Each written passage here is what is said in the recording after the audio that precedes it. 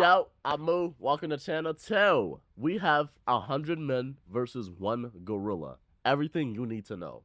Now, I'm sure everybody here has heard about the 100 men versus 1 gorilla debate. I'm going to keep it a buck. I'm on the standpoint of the 100 men can win. Now, yes, there will be a lot of casualties, but that gorilla is going to get tired eventually. And that's when the last 50 or so people will make their mark and really bring him down. But this is casual geographic. He knows everything when it comes to animals.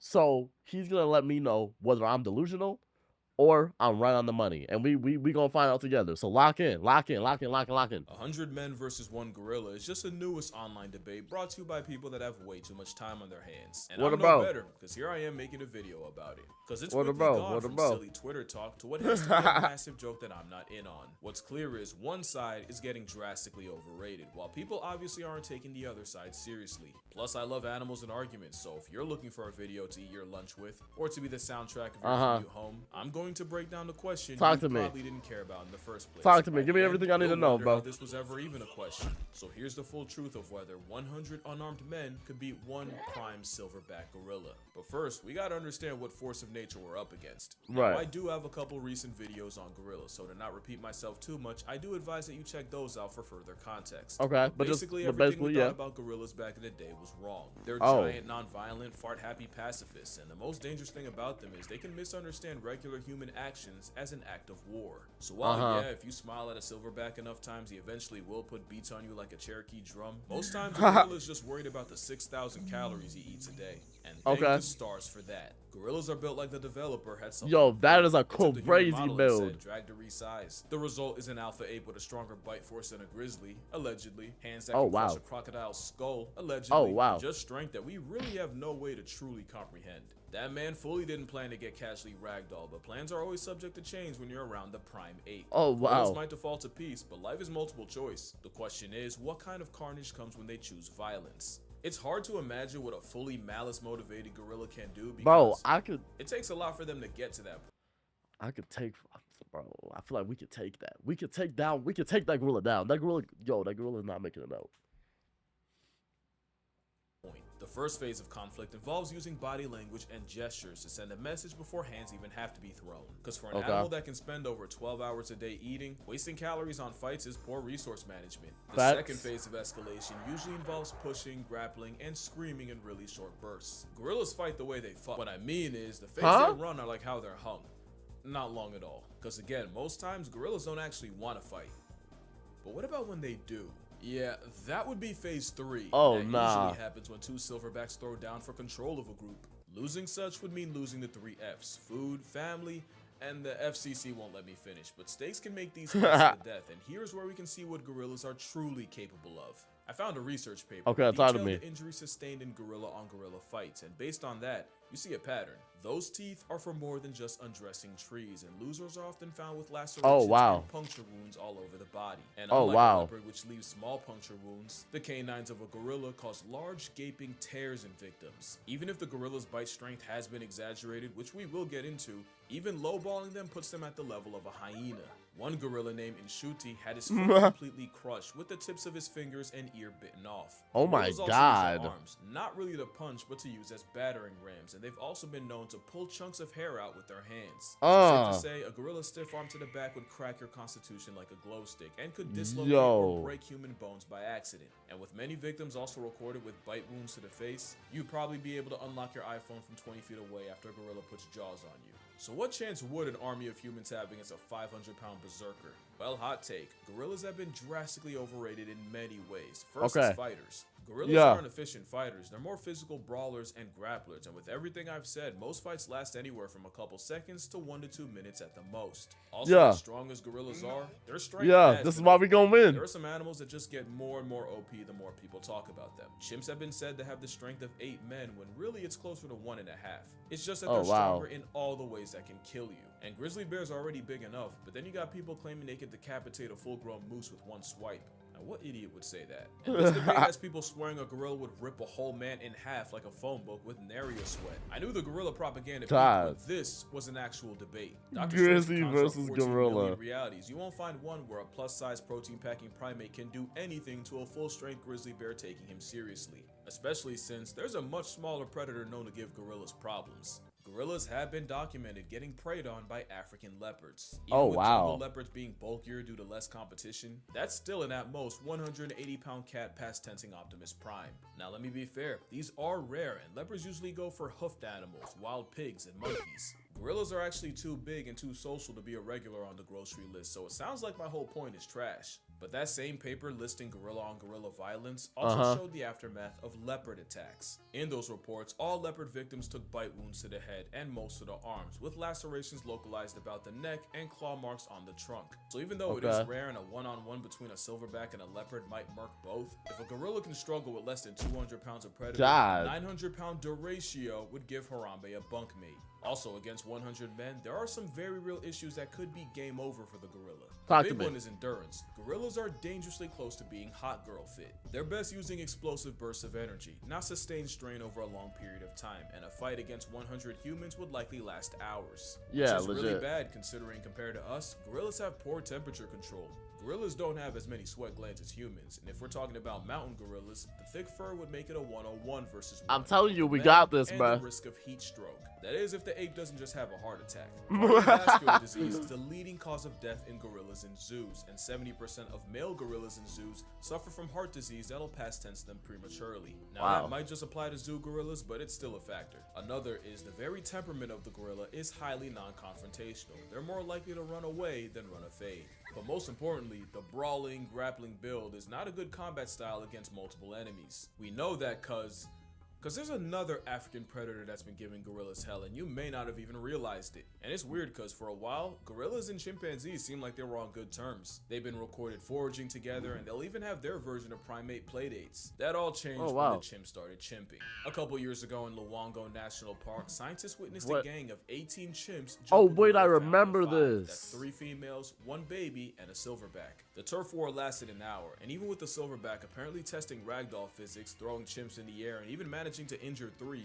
eventually he was surrounded and chased off by 9 chimps. The adults got away, but the chimps managed to snatch the baby gorilla of the group, which was promptly eaten. The second attack involved 27 chimpanzees and 7 gorillas, and this time, the silverback made a business decision and immediately climbed out of the trees and fled the scene.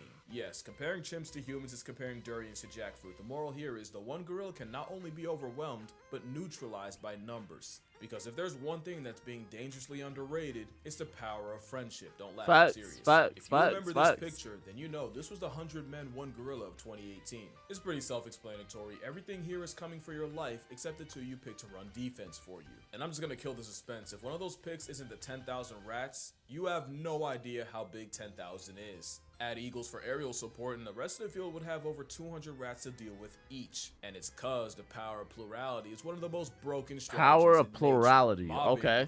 He's using big words. I like these words. Good tech, good tech, good tech. Approach, harass, and sometimes attack their own predator. It's how one animal can shift an almost impossible matchup in their favor. One hyena to a lion is a chew toy. Add 20 and it's a life lesson. Pilot whales have been on record chasing orcas out of high competition areas and even actively following the sounds of orca hunts. There's plenty of examples of weaponized unity in nature, but probably my favorite case of what's a king to a mob happens off the coast of South Africa, where fur seals have to risk their spot on the census every time they check the fridge. Cause the seals can't go out for groceries without the chance of running into the biggest predatory fish on earth. Every year, great white sharks will gather around fur seal nurseries and snatch any inexperienced pups. The problem is so many sharks show up that a seal can dodge one great white right into the jaws of another. You've seen this movie before, but there's an alternate ending.